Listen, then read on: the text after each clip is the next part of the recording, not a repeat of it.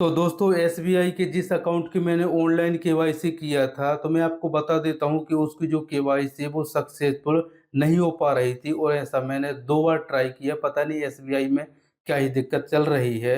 अगर आपको वीडियो देखना है तो लिंक आपको डिस्क्रिप्शन में मिल जाएगा कि ऑनलाइन किस प्रकार से करते हैं। अब मेरी ऑनलाइन तो हुई नहीं, जिस वजह से मैं अपने जो एसबीआई होम ब्रांच है वहाँ पर गया और जो केवाईसी फॉर्म होता है उसको फिलअप किया। तो अगर आपकी ऑनलाइन नहीं हो पाती है, तो आप अपनी एसबीआई होम ब्रांच में जाके किस प्रकार से कर सकते हो। चलिए मैं आप लोगों को बता देता हूँ कि ये जो फॉर्म है किस प्रकार से फिलअप करते हैं और इसके साथ में कौन-कौन से डॉक्यूमेंट्स अटैच करते हैं। तो दोस्तों सबसे पहले अपनी एसबीआई होम ब्रांच जाना है और इस प्रकार से जो केवाईसी अपडेशन फॉर्म है वो माँग लेना है और इस फॉर्म में पहले से ही जो छोटी-मोटी डिटेल्स हैं वो फिलअप रहती हैं। अगर नहीं होती हैं तो फिर आप मैन्युअली तौर पे फिल कर सकते हो। तो सबसे पहले यहाँ पर आज की डेट डालनी है, इसके बाद यहाँ पर अपनी ब्रांच का नेम डालना है, यहाँ पर ब्रांच का कोड नंबर डालना है, यहाँ पर आपका जो अकाउंट नंबर है 11 डिजिट का वो डालना है और इसके बाद से अकाउंट टाइप में नॉर्मल सेलेक्ट कर लेना है और इसके बाद से आप लोगों को नीचे की तरफ आ जाना है। अब आपको यहाँ पर अकाउंट होल्डर का पूरा नेम डालना है, आप अपनी पासबुक में चेक कर लीजिए। इसके बाद से यहाँ पर अपनी डेट ऑफ बर्थ डालेंगे, इसके बाद से जेंडर चूज़ करेंगे, इसके बाद से मैरिटल स्टेटस सिलेक्ट करेंगे, आप मैरिड हो या फिर अनमैरिड हो। इसके बाद से यहाँ पर अपने फादर का नेम डालेंगे, इसके बाद से आप लोगों को नीचे की तरफ आ जाना है। इसके बाद से इलिटरेट में आप लोगों को नो पे सिलेक्ट कर देना है, यानी कि आप अनपढ़ हो।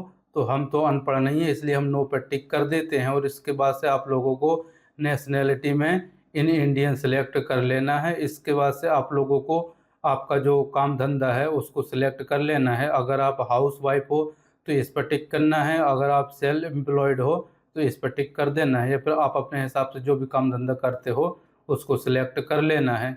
इसके बाद से आप लोगों को नीचे की तरफ आना है। अब आपको यहाँ पर अपनी जो मंथली इनकम है अपने हिसाब से यहाँ पर डाल देना है और इसके बाद से यहाँ पर आपका जो रिलीजन है वो सिलेक्ट कर लेना है और इसके बाद से यहाँ पर आपकी जो पर्सनल डिसेबिलिटी है इस पर नो पे टिक कर देना है और इसके बाद से यहाँ पर अपना एजुकेशन क्वालिफिकेशन सेलेक्ट कर लेना है कि आप कितने पढ़े लिखे हो। इसके बाद से आप लोगों को यहाँ पर नन पे टिक कर देना है। इसके बाद से यहाँ पर अपने बर्थ प्लेस का नेम डालेंगे, इसके बाद से यहाँ पर सिटीजनशिप में इंडियन डाल देना है। इसके बाद से आप लोगों को यहाँ पर यस पे टिक कर देना है और इसके बाद से आप लोगों को यहाँ पर आपका जो पैन नंबर है वो डाल देना है। इसके बाद से यहाँ पर अपना मोबाइल नंबर डालेंगे, अगर ईमेल आईडी है तो आप यहाँ पर भी डाल सकते हो।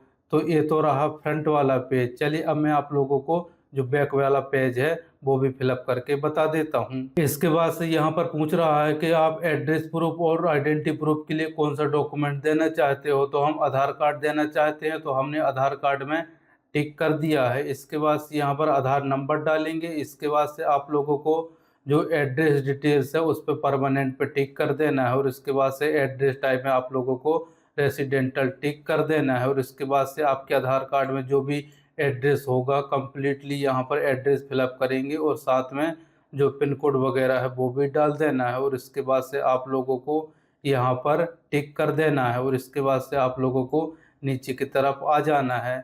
इसके बाद से आप लोगों को यहाँ पर यस पर टिक कर देना है और यहाँ पर एक पासपोर्ट साइज की फ़ोटो चिपका देना है। इसके बाद से आपके बैंक रिकॉर्ड के साथ में जो भी सिग्नेचर होंगे यहाँ पर सिग्नेचर कर देना है और इसके बाद से यहाँ पर प्लेस का नेम डालेंगे। इसके बाद से यहाँ पर आज की डेट डाल देनी है और इसके बाद से आपका जो फॉर्म है वो सक्सेसफुल फिलअप हो जाता है और इसके साथ में आधार कार्ड और पैन कार्ड की जो ज़ेरॉक्स कॉपी है उसको अटैच कर देना है और उन दोनों ज़ेरॉक्स कॉपी में नीचे की तरफ एक-एक सिग्नेचर कर देना है और इसके बाद से जो बैंक क्लर्क होता है उसको जमा कर देना है। तो आप जैसे आप फॉर्म सबमिट करते हो तो कुछ ही देर में आपकी जो केवाईसी है वो सक्सेसफुल हो जाती है।